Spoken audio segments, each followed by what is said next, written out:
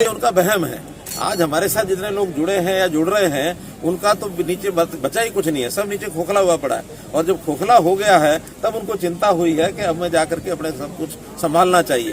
एक नेता बोलते हैं जो हमारे से चले गए वापस आ जाओ, दूसरा नेता कहता है कि नहीं जाओ नहीं, जो हम आए हैं तुम्हारे यहाँ टिके रहो।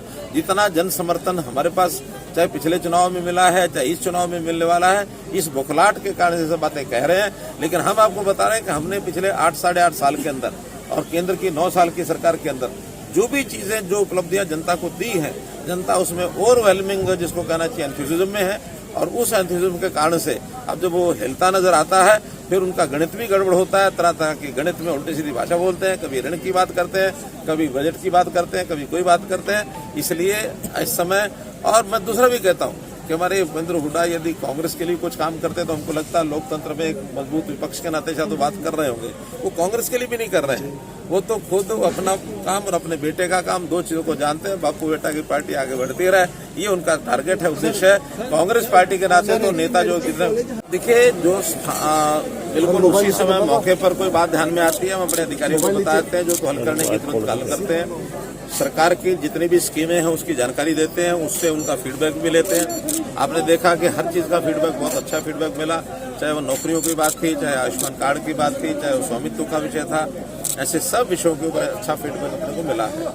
और जहां तक उनकी डिमांड्स की बात है, इन डिमांड्स को ले जाकर के सबका स्टडी कराएंगे, सबकी फिजिबिलिटी चेक कराएंगे। और उसमें बहुत सी डिमांड्स ऐसी आई हैं, खास करके शिक्षा को लेकर के जो डिमांड्स आई हैं, पानी को लेकर के आई हैं, और ऐसी जो भी चीजें हैं उन सब की विकास को चीजों का कुछ दिनों के बाद उसका संकलित करके पूरे विधानसभा का कोई ना कुछ घोषणा करनी होगी। कि जिस विधानसभा में जा रहा हूँ, अभी तक मेरी दोनों जिलों में 6 विधानसभाएं हुई हैं। अभी 3 दिन में 3 विधानसभा ये हो जाएंगी।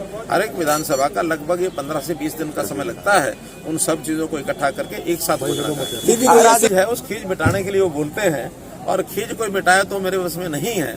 आखिर उन्होंने यात्राएं की है तो हमने कोई कमेंट थोड़ा ही किया है। लोकतंत्र में हमको मालूम है कि 5 साल का ये कार्यकाल होता है, और 5 साल के कार्यकाल में अगर वो कहें कि हम तो फील्ड में निकलेंगे और ये सामने वाले हाथ पर हाथ रख के बैठे रहे, तो आपको लगता है कि अभी सारी पार्टियां हाथ पर हाथ रख के बैठेंगी। Haryana State Gurdwara Management Committee है, ये उनका विषय है, वो जैसा विचार करेंगे वैसा करेंगे। सर कहा है उस विषय पर हमने ना कभी झाँका है ना हम गए हैं।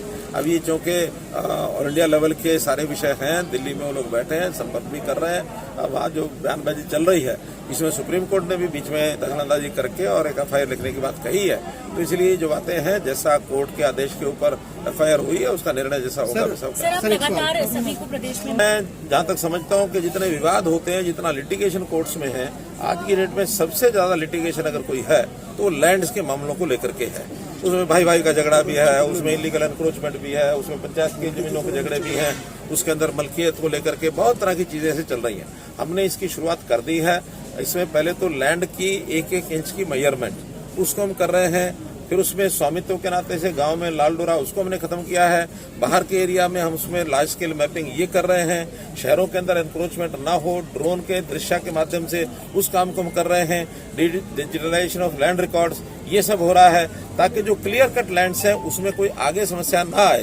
पहले की जो समस्याएं हैं उसके लिटिगेशन को खत्म करने के लिए हमारे रेवेन्यू के नाते से सारी रेवेन्यू कोर्ट्स वो एक्टिव हो गई हैं। और अगर उसके लिए अलग से कोई पॉलिसी कानून बनाना पड़ेगा तो कानून या पॉलिसी बना करके, और एक मुश्त, क्योंकि 50 साल से भी ऊपर 60 साल से भी ऊपर लोगों के पास कब्जे हैं, अब उन कब्जों को छुड़ाना इतना आसान नहीं है। तो उसका कोई ना कोई एक समझौता, कोई ना कानून बना करके उन चीजों को हल करने का एक रास्ता, और कोर्ट भी ये कहता है कि वंस फॉर ऑल ऐसी समस्याओं का हल करना चाहिए। तो हम लेजिस्लेचर के माध्यम से समस्याओं का हल जहां तक संभव होगा जनहित में इसको करेंगे।